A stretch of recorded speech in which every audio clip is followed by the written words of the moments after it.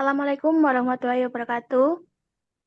Saya dari teman-teman dari kelompok 11 akan mempresentasikan hasil dari PT kami, yaitu yang berjudul Sumber, Hierarki, dan Metode Ilmu Pengetahuan. Saya sebagai anggota kelompok, sebagai moderator, akan memulai presentasi pada siang hari ini. Yaitu yang pertama, sumber metode ilmu yang akan disampaikan oleh rekan saya.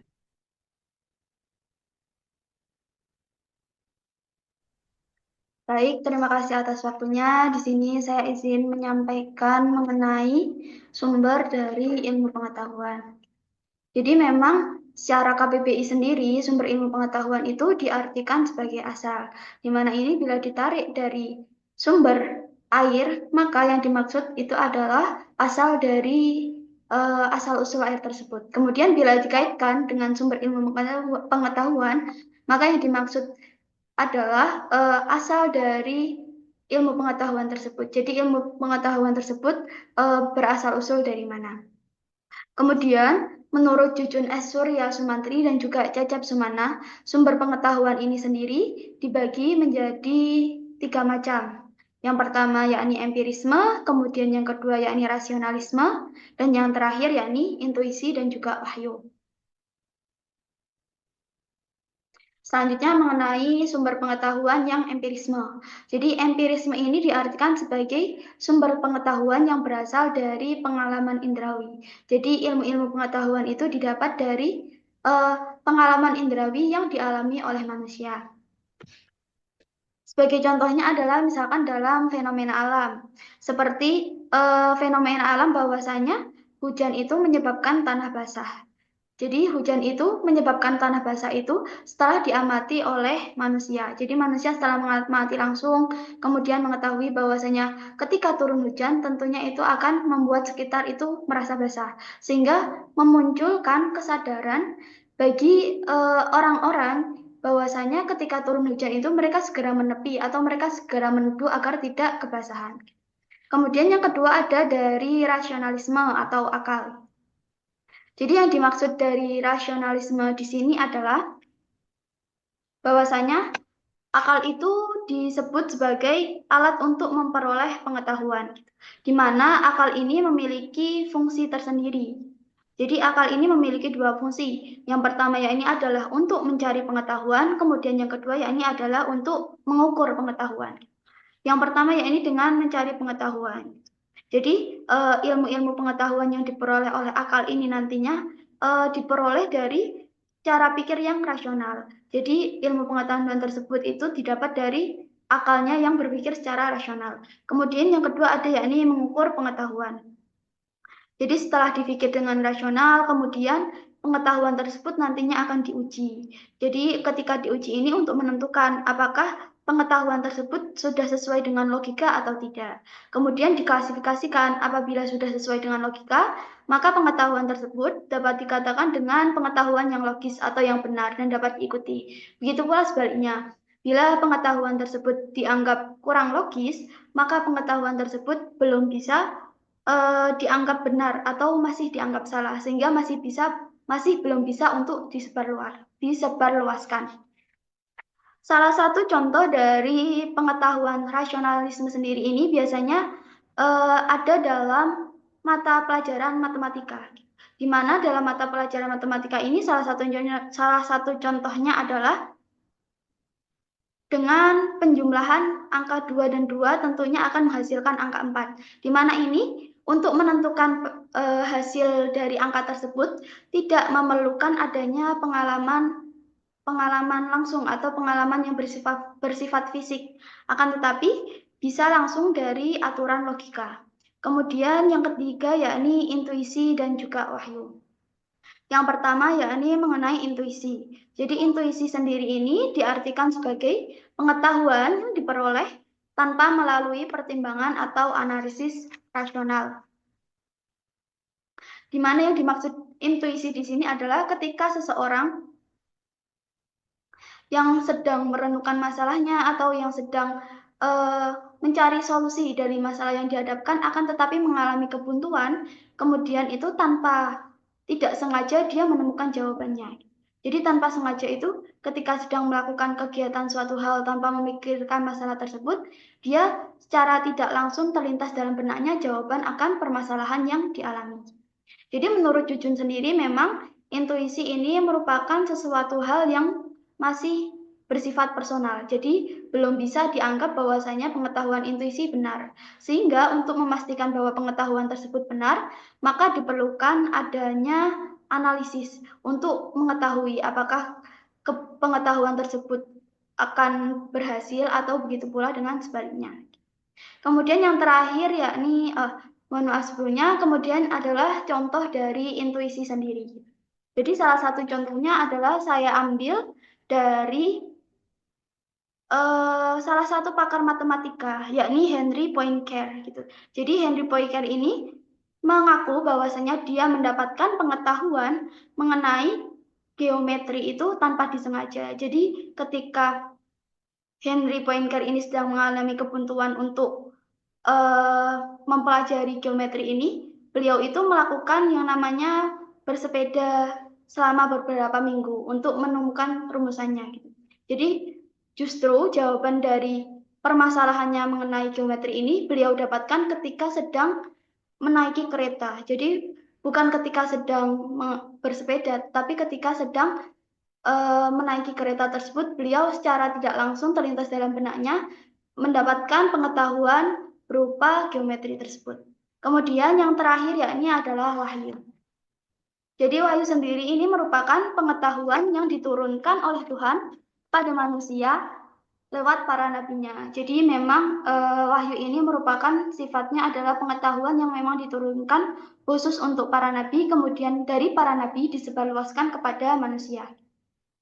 Jadi memang dalam mendapatkan pengetahuan wahyu ini, para nabi itu tidak perlu susah payah, kemudian tidak perlu belajar keras, kemudian tidak perlu waktu yang panjang untuk mendapatkan pengetahuan tersebut. Karena memang pengetahuan wahyu ini bersifatnya adalah spontan, langsung turun dari Tuhan kepada nabi.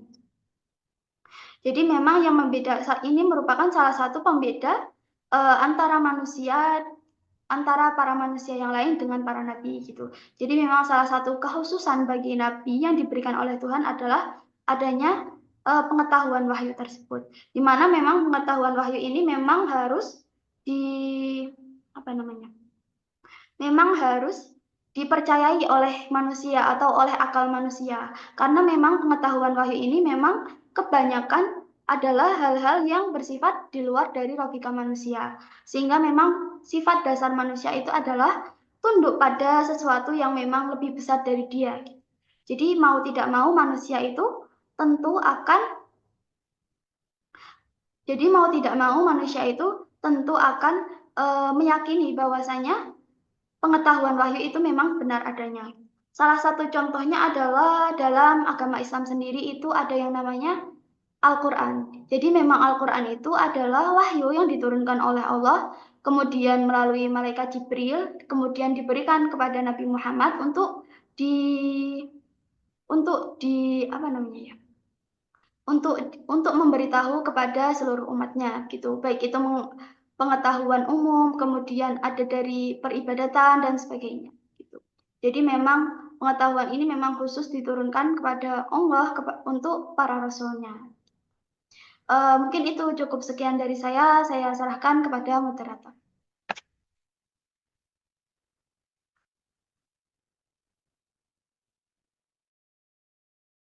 Nah, selanjutnya yaitu materi tentang hierarki ilmu yang akan disampaikan oleh rekan saya.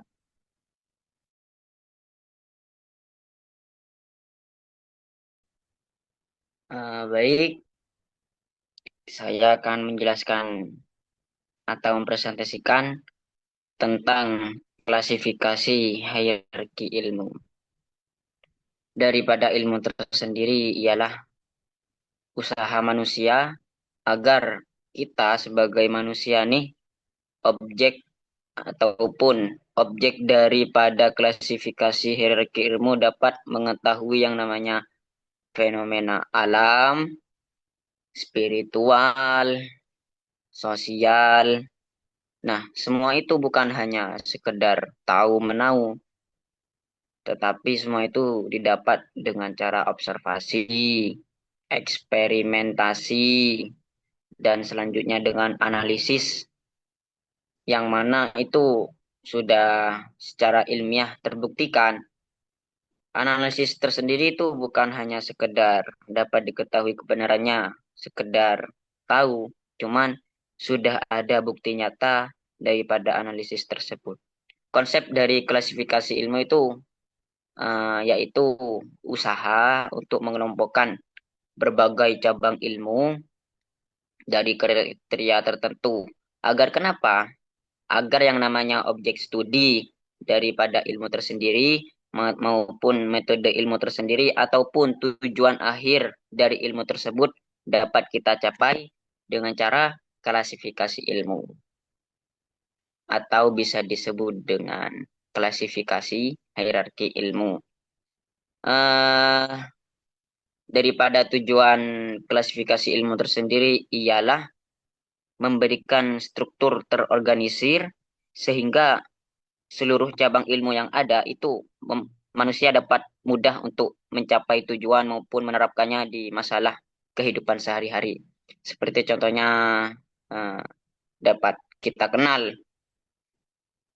beliau sudah terkenal yang namanya Aristoteles. Aristoteles itu membagi ilmu menjadi 3, yaitu teori, kemudian praktik, dan penciptaan. Yang kedua yaitu tokoh Prancis Bacon, Francis Bacon, mengklasifikasikan ilmu, mengelompokkan ilmu berdasarkan kemampuan intelektual manusia, yaitu secara memori, secara sejarah maksudnya, imajinasi. Imajinasi itu mencakup sastra dan akal. Nah, akal ini didapat dari filsafat dan sains. Auguste Comte itu memperkenalkan hierarki ilmu itu dengan positivisme. Positivisme di mana ilmu pengetahuan berkembang dari tahap teologis, metafisik, hingga positif. Pendekatan daripada klasifikasi ilmu itu diantara lain seperti ilmu alam, ilmu sosial, maupun ilmu kemanusiaan, ilmu humaniora. Selanjutnya berdasarkan metode penelitian. Apa saja yang mencakup metode penelitian? Yaitu ilmu eksakta menggunakan pendekatan komunitatif.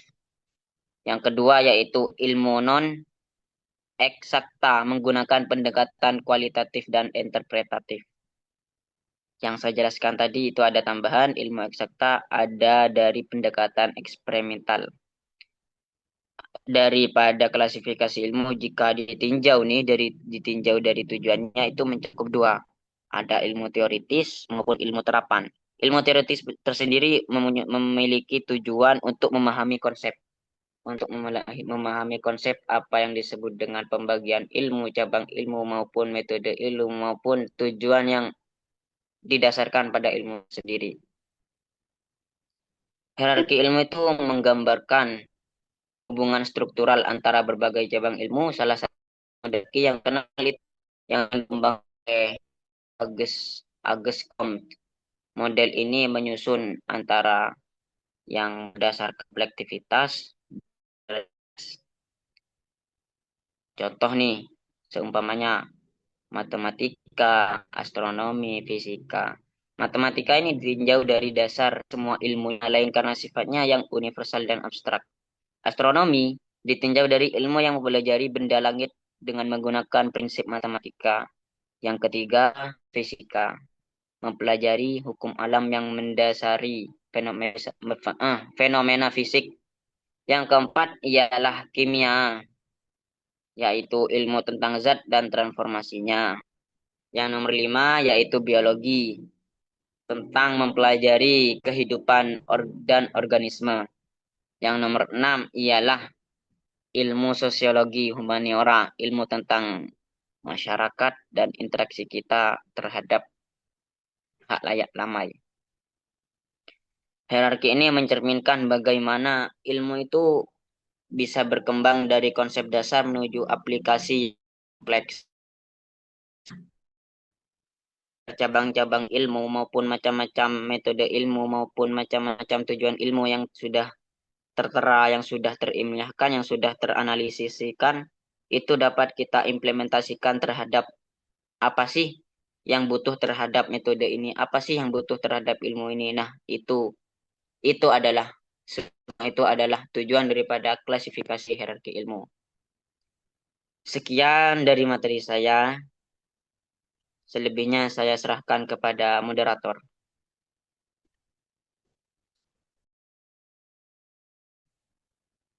Nah, selanjutnya itu tentang metode ilmu.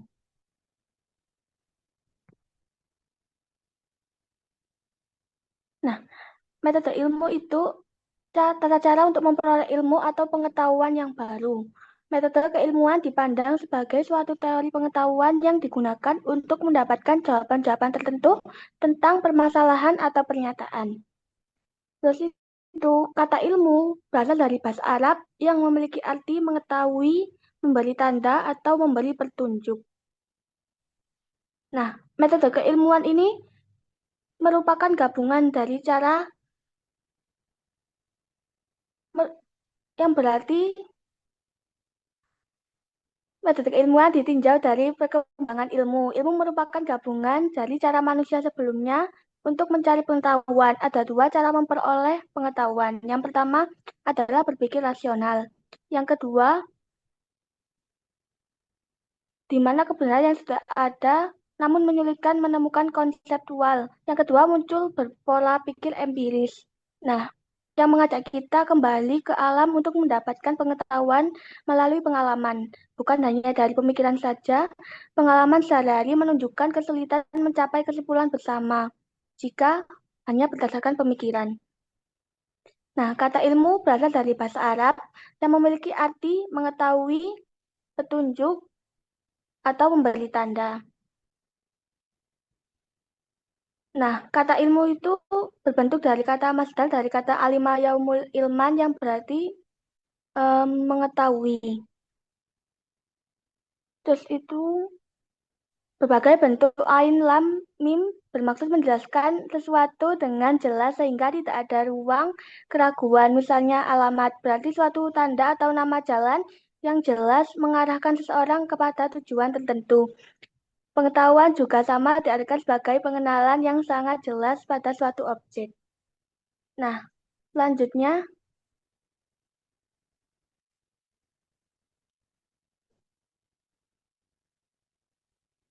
nah metode ilmu ini ada beberapa tiga metode, yaitu metode deduktif dan metode induktif, lalu metode eksperimental. Nah, metode deduktif ini adalah penganut aliran secara langsung mengetahui apa intuisi yang dibuktikan melalui kenyataan karena pengetahuan ini muncul tanpa adanya pengalaman. Nah, yang kedua ada metode induktif. Nah, metode induktif ini pengetahuan yang didapat dari pengetahuan langsung tanpa adanya pengalaman. Nah, yang ketiga ada metode eksperimental. Nah, metode eksperimental ini melakukan percobaan untuk mendapatkan bukti suatu teori. Selanjutnya,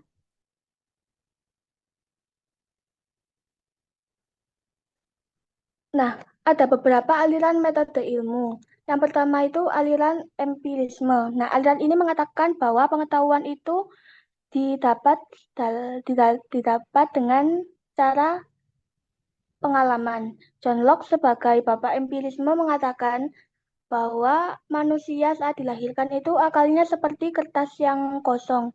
Nah, kita menulis kertas kosong itu dengan pengalaman-pengalaman dan pengetahuan yang kita dapatkan. Yang kedua, ada rasionalisme. Nah, rasionalisme ini berpendapat bahwa pengetahuan itu terletak pada akal. Nah, yang ketiga ada fenomenalisme. Kan sebagai bapak metode ini mengatakan bahwa sesuatu dapat merangsang inderawi, kemudian diterima akal dalam bentuk pengalaman, lalu dihubungkan dan disusun secara sistematis.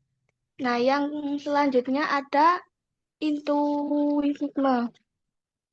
Intuisionisme, pengetahuan yang didapat oleh intuisi tidak dapat dibuktikan secara langsung melalui kenyataan, karena pengetahuan muncul tanpa adanya Yang pengalaman.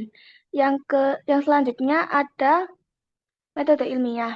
Metode ini pasti digunakan untuk memberi jawaban dari pertanyaan yang dihadapi oleh ilmuwan. Unsur dalam metode ini adalah pengamatan untuk merumuskan masalah. Nah, metode ilmu dalam memahami ilmu pengetahuan untuk mencapai kebijakan ada beberapa langkah, yaitu yang pertama ada observasi. Observasi itu mengumpulkan semua data dan informasi yang akurat. Yang kedua ada eksperimental, melakukan percobaan untuk mendapatkan bukti-bukti dari suatu teori. Yang ketiga ada pengukuran, mengukur variabel-variabel yang relevan untuk mendapatkan data kuantitatif dan data yang lebih akurat. Yang keempat ada pengumpulan data, mengumpulkan data dari sumber-sumber seperti buku, artikel, jurnal, dan survei, dan membandingkan dari sumber-sumber yang lain. Yang kelima ada analisis data, menganalisis data yang telah dikumpulkan statistik untuk menarik kesimpulan. Yang selanjutnya ada interpretasi data. Untuk menarik kesimpulan, yaitu menghubungkan data dengan teori bagaimana data tersebut terkait. Yang ketujuh ada sintesis, menggabungkan informasi dari berbagai sumber untuk menghasilkan pemahaman yang komprehensif. Yang selanjutnya ada abstraksi. Abstraksi untuk mengidentifikasi pola yang lebih luas dan memahami data yang terkait. Yang kesembilan ada penalaran. Kita menggunakan logika dan nalar untuk menarik kesimpulan menghubungkan antara data dan teori. Yang kesepuluh ada kreativitas. Berpikir secara kreatif menghasilkan solusi baru dan dalam masalah dengan menemukan cara untuk memahami permasalahan di dunia ini. Sekian dari presentasi ini kita dapat menarik kesimpulannya yaitu sumber ilmu pengetahuan, yaitu ada empirisme, rasionalisme, dan intuisi wahyu. Kesimpulan dari hierarki ilmu yaitu klasifikasi dan hierarki ilmu merupakan upaya untuk memahami dan mengorganisasi pengetahuan manusia secara sistematis. Dengan memahami struktur ilmu, kita dapat lebih mudah mengenali hubungan antar bidang, mendorong kerjasama interdisipliner, dan mengarahkan penelitian menuju solusi bagi masalah global. Namun, tantangan seperti perkembangan ilmu baru dan kebutuhan akan fleksibilitas dalam kualifikasi tetap memerlukan perhatian. Nah, kesimpulan dari metode ilmu. Ilmu pengetahuan penting bagi manusia untuk kehidupan. Memahami ilmu memerlukan pendekatan sistematis dan metode ilmiah yang mencangkup langkah-langkah seperti observasi, eksperimen, pengukuran, pengumpulan data, analisis data, interpretasi, sintesis, abstraksi, penalaran, dan kreativitas. Nah, sekian presentasi dari kelompok 11. Kami yang mempresentasikan, minta maaf jika ada salah kata. Wassalamualaikum warahmatullahi wabarakatuh.